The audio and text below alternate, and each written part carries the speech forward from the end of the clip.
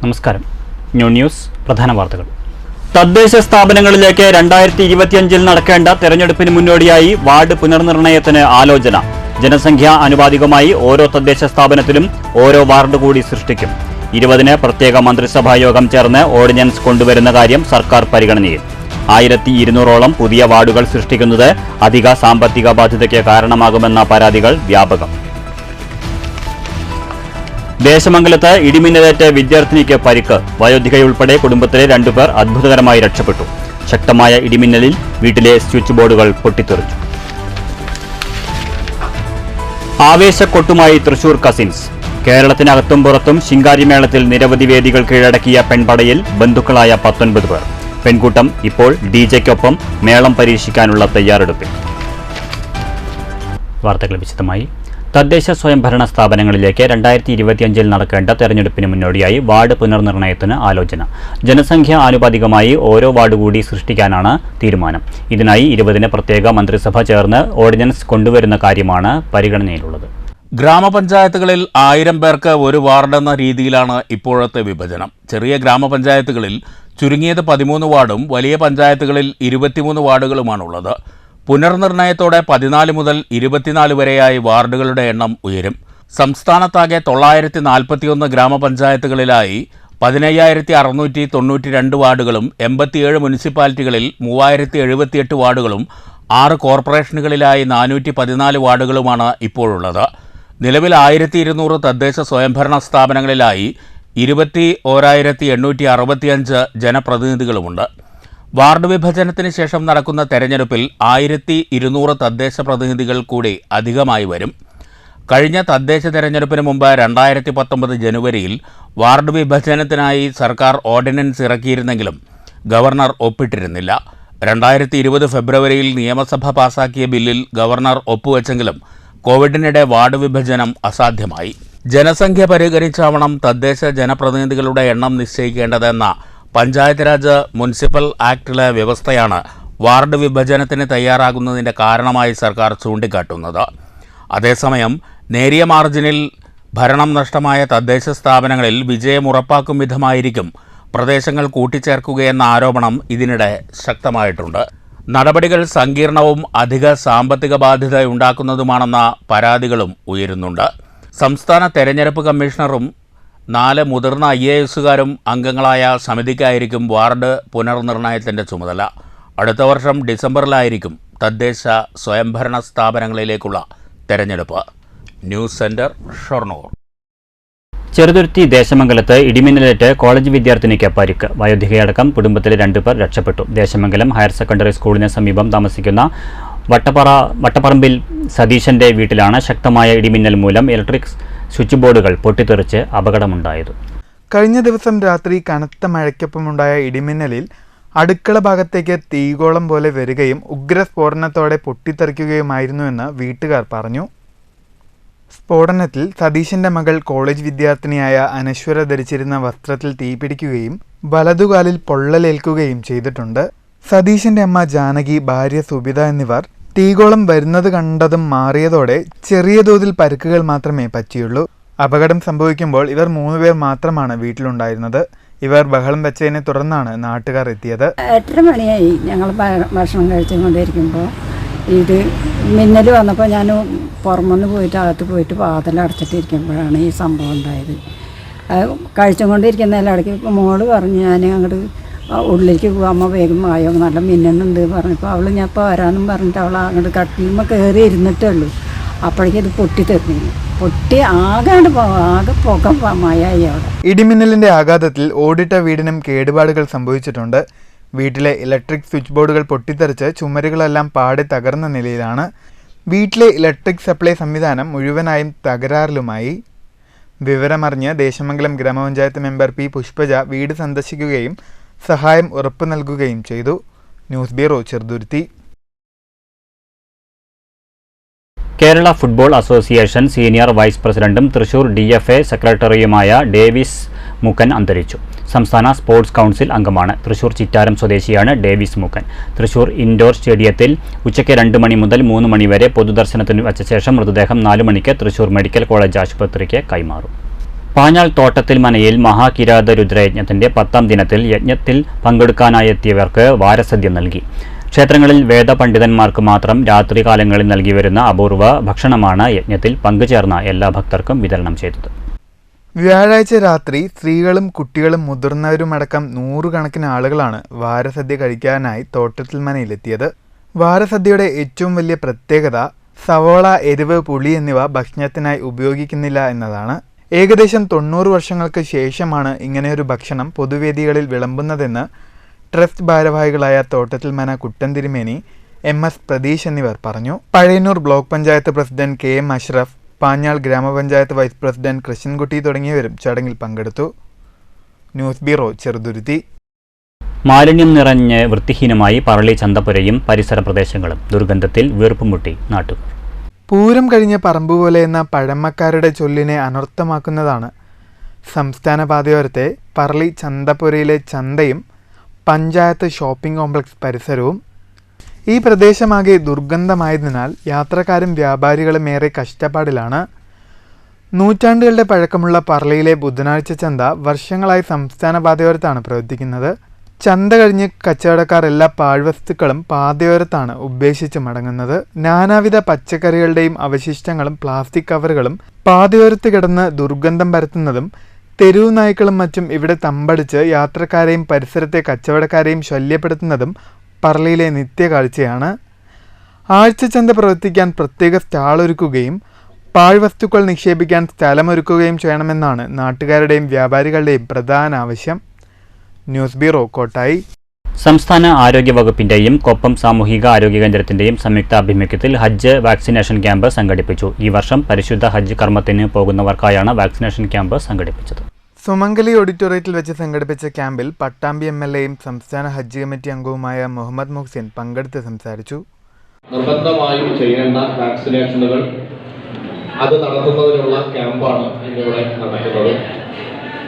നമുക്ക് പട്ടാമ്പിയിൽ ഒരു സെന്റർ മാത്രമാണ് ഉണ്ടായിരുന്നത്. അത് പട്ടാമ്പി താലൂക്ക് ആശുപത്രിയിലാണ്. എന്നാൽ 500-ലധികം വരുന്ന ആളുകളുടെ വാക്സിനേഷൻ അവിടെ ചെയ്യുമ്പോൾ അത് ഹാജിമാർക്ക് വലിയ ബുദ്ധിമുട്ടുണ്ടാക്കും എന്ന് തിരിച്ചറിഞ്ഞ് പുതിയൊരു സെന്റർ കൂടി കൊപ്പം സാമൂഹ്യ ആരോഗ്യ കേന്ദ്രത്തിനോട് ചേർന്ന് കേന്ദ്രത്തിന്റെ കീഴിൽ ഇവിടെ ആരംഭിച്ചിരിക്കുകയാണ്. അവിടുത്തെ സൂപ്രണ്ട്, അതുപോലെ തന്നെ നമ്മുടെ വെളയൂരിലെ മെഡിക്കൽ ഓഫീസർ, നമ്മുടെ HI എല്ലാവരും അതുമായി ബന്ധപ്പെട്ട് വലിയ പ്രവർത്തനങ്ങളാണ് ഈ ക്യാമ്പ് നന്നായി നടത്തുന്നതിന് വേണ്ടി പ്രവർത്തിച്ചത്. കൊപ്പം ഗ്രാമപഞ്ചായത്ത് പ്രസിഡന്റ് ഉണ്ണികൃഷ്ണൻ, വെളയൂർ ഗ്രാമപഞ്ചായത്ത് പ്രസിഡന്റ് ബേബി ഗിരിജ എന്നിവർ സംസാരിച്ചു. കൊപ്പം സാമൂഹികാരോഗ്യ കേന്ദ്രം medical officer doctor Leena Kumari വിഷയാവതരണം നടത്തി. വെളയൂർ പ്രാഥമികാരോഗ്യ കേന്ദ്രം മെഡിക്കൽ ഓഫീസർ ഡോക്ടർ സിദ്ദിഖ് സംസാരിച്ചു. ഈ വർഷം ഹജ്ജിന് പോകുന്ന 236ഓളം പേർക്കാണ് കൊപ്പം സാമൂഹികാരോഗ്യ കേന്ദ്രത്തിൽ നിന്ന് വാക്സിനേഷൻ നൽകുന്നത്. കൊപ്പം ഹെൽത്ത് ബ്ലോക്കിന് കീഴിലുള്ള ആരോഗ്യ പ്രവർത്തകർ വാക്സിനേഷൻ ക്യാമ്പിന് നേതൃത്വം നൽകി. News bureau, Pattambi. വാഹനാപകടങ്ങൾ വർദ്ധിച്ചുവരുന്ന പറളി കടവത്ത് പുഴപ്പാലത്തിൽ തെരുവുവിളക്ക് സ്ഥാപിക്കണമെന്ന വർഷങ്ങളായുള്ള ആവശ്യത്തിന് ഇനിയും പരിഹാരമായില്ല. പ്രതിഷേധവുമായി നാട്ടുകാർ. പാലക്കാട് കുളപ്പുള്ളി സംസ്ഥാന പാതയിൽ പറളി കടവത്ത് പുഴപ്പാലത്തിലൂടെ രാത്രികാലങ്ങളിൽ സഞ്ചരിക്കാൻ സാധിക്കാത്ത അവസ്ഥയാണ്. വെളിച്ചമില്ലാത്തതിനാൽ വാഹനാപകടങ്ങളും പതിവാണ്. അപകടങ്ങൾക്ക് അറുതി വരുത്താൻ തെരുവ് വിളക്കുകൾ സ്ഥാപിക്കണമെന്ന പ്രദേശവാസികളുടെ ആവശ്യത്തിന് വർഷങ്ങളുടെ പഴക്കമുണ്ട്. എന്നും ഗതാഗതക്കുരുക്ക് അനുഭവപ്പെടുന്ന പറളി മേഖലയിൽ പുഴപ്പാലത്തിന് വീതി കുറവായതിനാൽ ഇരുട്ടിൽ പാലത്തിലൂടെ വണ്ടികൾ എത്തുമ്പോൾ ഉണ്ടാവുന്ന അപകട സാധ്യതയ്ക്ക് അറുതി വരുത്താൻ പാലത്തിൽ ഉടൻ തെരുവ് വിളക്ക് സ്ഥാപിക്കാനുള്ള നടപടി പഞ്ചായത്ത് ഭരണസമിതി സ്വീകരിക്കണമെന്ന് പാലക്കാട് ബ്ലോക്ക് പഞ്ചായത്ത് അംഗം അജിത് കുമാർ ആവശ്യപ്പെട്ടു. പറളി പാലത്തിൻ്റെ ഇരുവശങ്ങളിലും കുറേ കാലങ്ങളായി വെളിച്ചം, അത് ലൈറ്റ് ആവശ്യപ്പെട്ടിട്ട് കുറേ കാലങ്ങളായി ഇതുവരെയും ഒരു നടപടി അല്ലെങ്കിൽ ഒരു ഉദ്യോഗസ്ഥരുടെ ഭാഗത്തുനിന്നും പഞ്ചായത്തിൻ്റെ ഭാഗത്തുനിന്നും ഉണ്ടായിട്ടില്ല. അത് അപകടം എല്ലാ ആഴ്ചകളിലും, ഈ ഞായറാഴ്ചകളിൽ പ്രത്യേകിച്ച് തിരക്കുള്ള സമയങ്ങളിൽ എല്ലാ ആഴ്ചകളിലും അപകട മേഖലയാണിത്. News bureau, Kottayi. ഉത്സവപ്പറമ്പുകളിലും ആഘോഷ പരിപാടികളിലും ചെണ്ടയിൽ താളമിട്ട് ആടിത്തിമർക്കുകയാണ് തൃശൂർ പെരിഞ്ഞനത്തെ ശിങ്കാരിമേള പെൺപടക്കൂട്ടം. അതും ബന്ധുക്കൾ മാത്രമടങ്ങുന്ന 19 പേർ. കേരളത്തിനകത്തും പുറത്തും നിരവധി വേദികൾ ഇതിനോടകം കീഴടക്കിയതോടെ സമൂഹമാധ്യമങ്ങളിലും ഈ പെൺകൂട്ടം ഇപ്പോൾ വൈറലാണ്. കുടുംബക്ഷേത്രം കൂടിയായ പെരിഞ്ഞനം കിഴക്കേടത്ത് കളപ്പുരയ്ക്കൽ ശ്രീ ഭദ്രകാളി ക്ഷേത്രത്തിലെ ഉത്സവാഘോഷ പരിപാടികളിൽ തിരുവാതിരക്കളിയും കൈകൊട്ടിക്കളിയും മറ്റ് നൃത്ത ഇനങ്ങളുമായി അരങ്ങുവാണിരുന്നവരാണ് ഈ വനിതാ കൂട്ടായ്മ. ആസ്വാദക പ്രശംസ പിടിച്ചുപറ്റുന്ന വ്യത്യസ്തമായൊരു കലാരൂപം ഇനി അവതരിപ്പിക്കണമെന്ന ചിന്തയാണ് മേളം പഠിക്കണമെന്ന തീരുമാനത്തിലേക്ക് ഇവരെ നയിച്ചത്.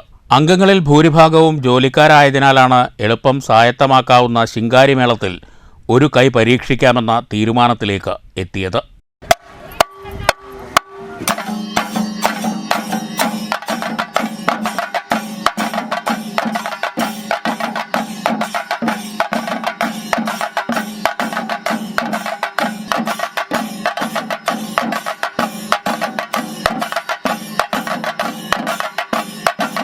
മതിലകത്തെ ദേവ ബ്രദേഴ്സിലെ 3 ആശാന്മാരുടെ കീഴിൽ പരിശീലനവും തുടങ്ങി. 10ാം ക്ലാസ്സുകാരി മുതൽ 50 വയസ്സുകാരി വരെയുള്ള കുടുംബാംഗങ്ങളായ 19 പേർ പ്രതിസന്ധികളെയെല്ലാം അതിജീവിച്ച് മേളത്തിൻ്റെ ബാലപാഠങ്ങൾ 6 മാസത്തിനുള്ളിൽ സ്വായത്തമാക്കുകയും ചെയ്തു. വനിതകൾ അംഗങ്ങളായ ശിങ്കാരിമേള സംഘങ്ങൾ പുതുമയല്ലെങ്കിലും ബന്ധുക്കളും സ്വന്തക്കാരുമായവർ ചെണ്ടയും കോലുമെടുത്ത് ഒരേ താളത്തിൽ നൃത്തച്ചുവടുകൾ വെച്ച് മേള പെരുമഴയൊരുക്കിയപ്പോൾ ആസ്വാദകരുടെ ക്യാമറ കണ്ണുകൾ അത് വൈറലാക്കി.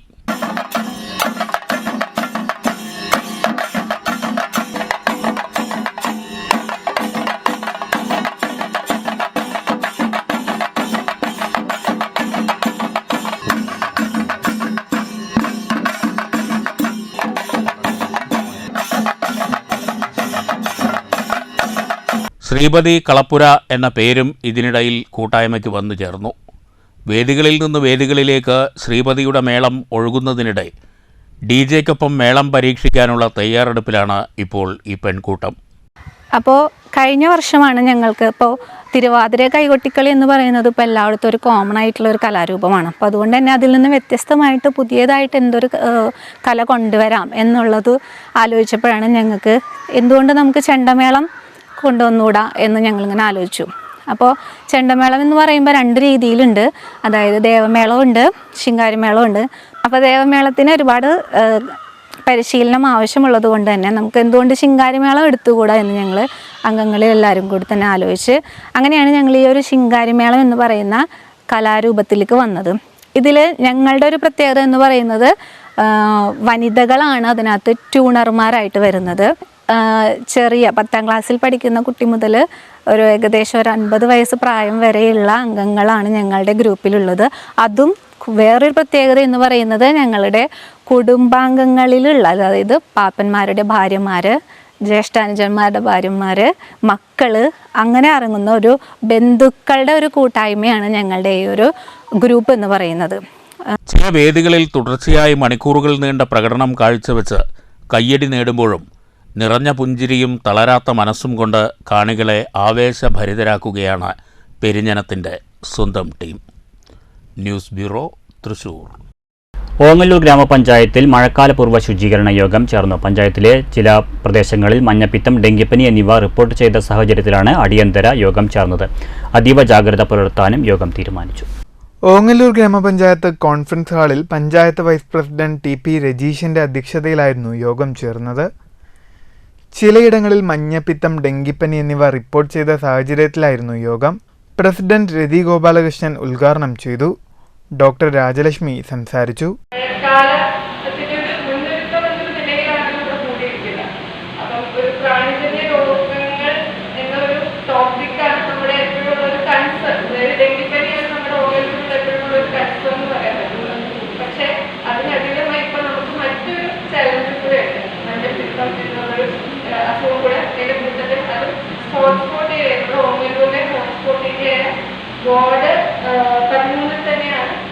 Doctor Anjitha, secretary Ajayakumar, health inspector Manoj, Shirley, Priya Prashanth, Jalaja Sasikumar, Aneesh തുടങ്ങിയവർ സംസാരിച്ചു.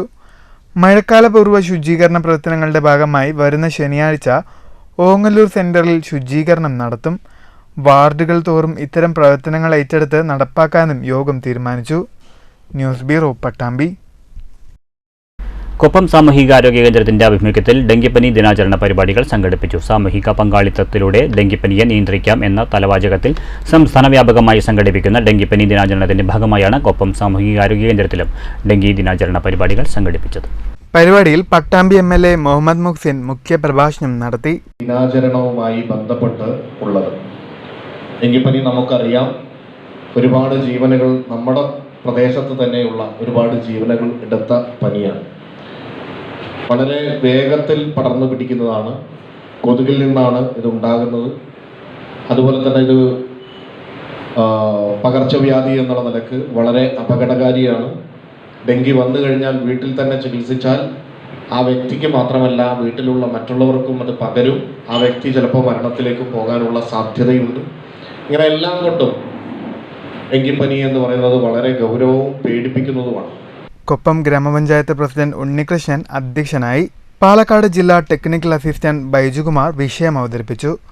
കൊപ്പം സാമൂഹികാരോഗ്യ കേന്ദ്രം മെഡിക്കൽ ഓഫീസർ ഡോക്ടർ ലീനകുമാരി സ്വാഗതം പറഞ്ഞ ചടങ്ങിൽ ഹെൽത്ത് സൂപ്പർവൈസർ ഗോപിനാഥൻ നന്ദി അറിയിച്ചു. തുടർന്ന് സ്കൂൾ വിദ്യാർത്ഥികൾക്കായി പോസ്റ്റർ രചനാ മത്സരവും നടത്തി. കൊപ്പം ഹെൽത്ത് ഇൻസ്പെക്ടർ അജിയാനന്ദ് ദിനാചരണ പരിപാടികൾക്ക് നേതൃത്വം നൽകി. ആരോഗ്യ പ്രവർത്തകർ, ആശാവർക്കർമാർ തുടങ്ങിയവർ പങ്കെടുത്തു. News bureau, Pattambi. പ്രധാന വാർത്തകൾ വീണ്ടും. തദ്ദേശ സ്ഥാപനങ്ങളിലേക്ക് 2025 നടക്കേണ്ട തെരഞ്ഞെടുപ്പിന് മുന്നോടിയായി വാർഡ് പുനർനിർണയത്തിന് ആലോചന. ജനസംഖ്യാ അനുപാതികമായി ഓരോ തദ്ദേശ സ്ഥാപനത്തിലും ഓരോ വാർഡ് കൂടി സൃഷ്ടിക്കും. 20-ന് പ്രത്യേക മന്ത്രിസഭാ യോഗം ചേർന്ന് ഓർഡിനൻസ് കൊണ്ടുവരുന്ന കാര്യം സർക്കാർ പരിഗണനയിൽ. 1200-ഓളം പുതിയ വാർഡുകൾ സൃഷ്ടിക്കുന്നത് അധിക സാമ്പത്തിക ബാധ്യതയ്ക്ക് കാരണമാകുമെന്ന പരാതികൾ വ്യാപകം. ദേശമംഗലത്ത് ഇടിമിന്നലേറ്റ് വിദ്യാർത്ഥിനിക്ക് പരിക്ക്. വയോധികയുൾപ്പെടെ കുടുംബത്തിലെ 2 പേർ അത്ഭുതകരമായി രക്ഷപ്പെട്ടു. ശക്തമായ ഇടിമിന്നലിൽ വീട്ടിലെ സ്വിച്ച് ബോർഡുകൾ പൊട്ടിത്തെറിച്ചു. ആവേശക്കൊട്ടുമായി തൃശൂർ കസിൻസ്. കേരളത്തിനകത്തും പുറത്തും ശിങ്കാരിമേളത്തിൽ നിരവധി വേദികൾ കീഴടക്കിയ പെൺപടയിൽ ബന്ധുക്കളായ 19 പേർ. പെൺകൂട്ടം ഇപ്പോൾ ഡിജെക്കൊപ്പം മേളം പരീക്ഷിക്കാനുള്ള തയ്യാറെടുപ്പിൽ. ഈ വാർത്താ ബുള്ളറ്റിൻ സമാപിച്ചു.